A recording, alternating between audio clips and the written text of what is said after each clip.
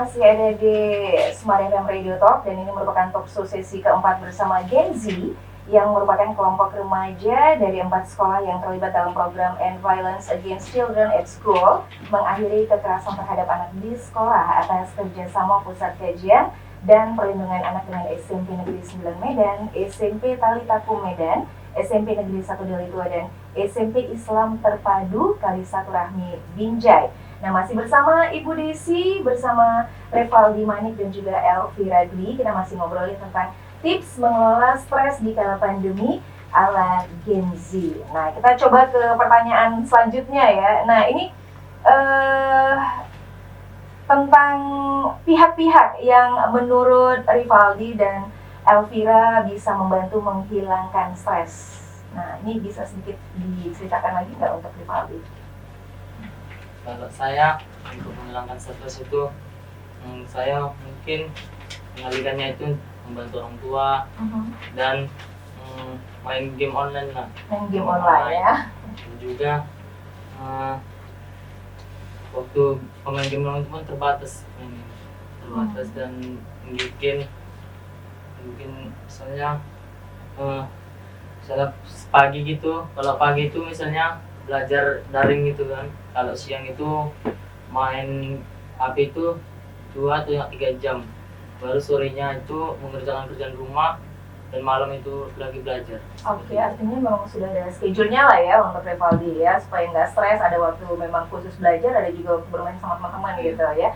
Kalau Elvira sendiri gimana? Kalau Vira sendiri sih, menurut Vira pihak-pihak yang bisa membantu menghilangkan stres tuh pastinya tuh teman juga. Karena caranya tuh kan kami sering tuh disuruh kumpul tugas sama guru kan kadang-kadang ke sekolah. Jadi itu sih mungkin kesempatan untuk ketemu teman, cerita gitu kan, dan bagi seperti dulu kayak ngomong gitu, terus sharing-sharing juga. Jadi itu salah satu pihak yang tidak bisa menghilangkan stres selama pandemi. Oke, yang paling utama pastinya teman-teman ya. Oke. Kemudian dari kalian Vira dan Revaldi, agar sebagai remaja gitu ya tidak mudah stres selama pandemi, mungkin dengan pengalaman kalian juga gitu, apa yang pengen disampaikan Revaldi? Kalau saya itu untuk menghilangkan stres saya itu bisa bermain gitu, bermain bola gitu bersama teman-teman. Itu aja. Oke. Kemudian kalau untuk Elvira tipsnya? Kalau dari Vira buat teman-teman remaja yang lagi melewati masa pandemi juga selama ini, agar nggak stres itu mungkin yang pertama lebih ke positive thinking sih. Apalagi kan sekarang pandemi kan banyak penyebaran berita hoax kan. Jadi itu mungkin tipsnya saring dulu baru sharing. Jadi kalau misalnya ada berita itu disaring dulu kebenarannya, baru di-share ulang kalau emang itu udah benar. Jangan begitu terima langsung di-share gitu ya, tanpa kita sendiri juga nggak ngerti yang tadi di-share barusan apa gitu ya. Oke, kemudian terus memanfaatkan hobi dan bakat sendiri sih, kreativitas. Pasti kan semua orang punya bakat kan, jadi lebih memanfaatkannya agar mengisi waktu kosong kan, biar nggak stres juga. Oke.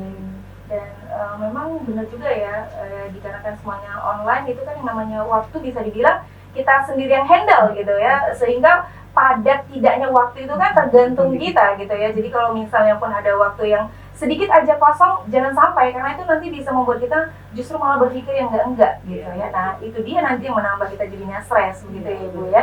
Nah, kalau dari Ibu Desi sendiri, nah berhubung ini waktunya kan kita juga sudah mendekati nih ya Bu Desi ya.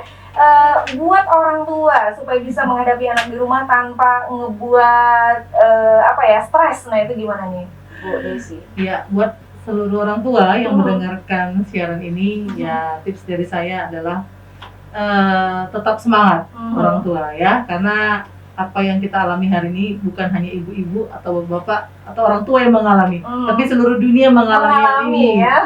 Ya, jadi bukan hanya sepihak ya. Ya, Bu. Jadi kita sebagai orang tua harus semangat ya, karena ketika orang tua semangat, ketika orang tua itu berpikir positif, pasti anak-anak ini pun pasti lebih semangat lagi. Jadi daripada kita berpikir negatif, daripada kita berpikir takut, lebih bagus kita mengalihkan pikiran kita dengan hal-hal yang lain yang lebih baik. Karena anak-anak di depan kita ini adalah aset bangsa Asik. yang harus kita dukung, yang harus kita didik supaya kedepannya bukan hanya mereka bisa belajar lebih baik, tapi mereka juga bisa menjadi agen perubahan di tengah-tengah bangsa ini. Luar biasa ya, agen perubahan. Tadi luar biasa juga dari Elvira, saring dulu baru sharing. Ya, oke. Jadi smart listener, masyarakat Indonesia nggak cuma kita aja sebenarnya, tapi seluruh dunia saat ini memang sedang menghadapi serangkaian tantangan pada saat menerapkan social distancing atau physical distancing gitu ya, mengatur kebiasaan baru itu memang nggak mudah, bener ya Bu ya.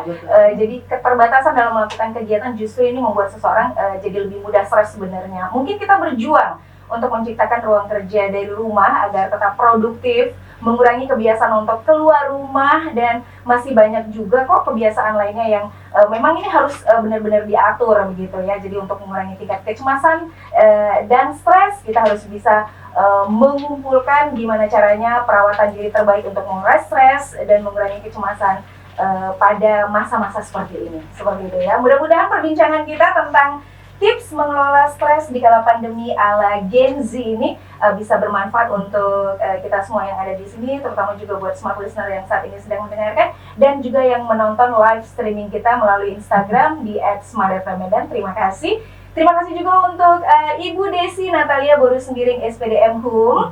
Ya, beliau ini adalah Kepala Sekolah SMP Swasta Talitakum Medan, kemudian juga Rivaldi Manik, siswa SMP Talitakum Medan, dan Elvira Dwi Arista, member Child Lead Campaign Medan, dan juga merupakan siswi dari SMP Negeri 15 Medan. Ya, terima kasih atas kehadirannya, sukses buat kita semua ya, buat ibu, buat adik-adik juga, buat Mbak Intan juga. Ketemu lagi di lain waktu. Saya Dini Zaki pamit, sampai jumpa.